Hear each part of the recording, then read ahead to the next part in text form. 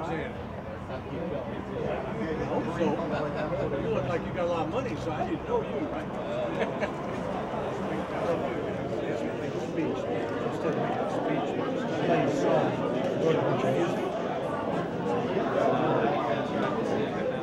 To some, all that remains are pangs of nostalgia and a feeling of sadness for this once grand theater as they drive by. These citizens foresee a brighter future for downtown Harriman, a future where once again the Princess Theater is the center of activity. To give some applause to Harriman and to the whole community. You know, sometimes it takes a good idea a while to happen, right? But 12 years in this case, I was reminded in 1974, I came to Harriman, and I thought I wanted to be the governor of Tennessee. And you had a very young mayor at that time, who is now the chairman of this board and in the governor's cabinet. His name was Jim Henry. And Jim said, well, I'll get together some of your supporters and we'll meet you at the Holiday Inn. I think was where we met. Well, I got there and there was only Jim Henry. And he said, this is going to be a little harder than I thought, because that was all he could scare up. So, but that worked out, and so did this. This is a very impressive achievement for the citizens of Harriman and everybody involved. I mean, this is a remarkable achievement.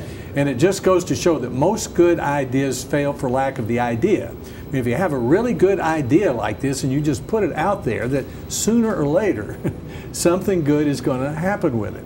I think you've done some things that are really shrewd. Too many people try to be something they're not. What you're trying to do is be whatever Harriman is. Second thing, you've realized that you can't make people go downtown. You've got to attract people to go downtown. Third thing, you've looked at your assets. I mean, one of your great assets is Roane State. And then the history of the Princess Theater. I know from having grown up in Maryville, we used to go to the Capitol Theater and the Park Theater. And so Maryville got around the idea, just like Knoxville did. Well, maybe we should make the downtown more attractive by going back to what people remember. So you've done all that, and you've been patient, and you've kept it out there for a while. All of a sudden, here came an opportunity, and you've made the most of it. So this puts you on a track to really be the media center of at least this part of East Tennessee, and maybe all of East Tennessee in terms of a special kind of education.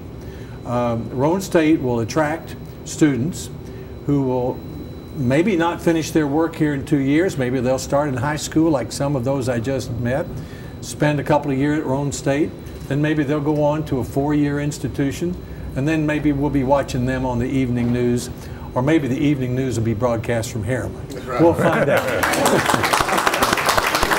So, congratulations, Mayor, to everyone in the room. I see lots of people who've made a contribution to it. This is a very impressive, high-quality beginning to what promises to be one of the outstanding television stations and media education programs anywhere in the region. Thank you. Thank you. Thank you. That's it? Yeah. Hello.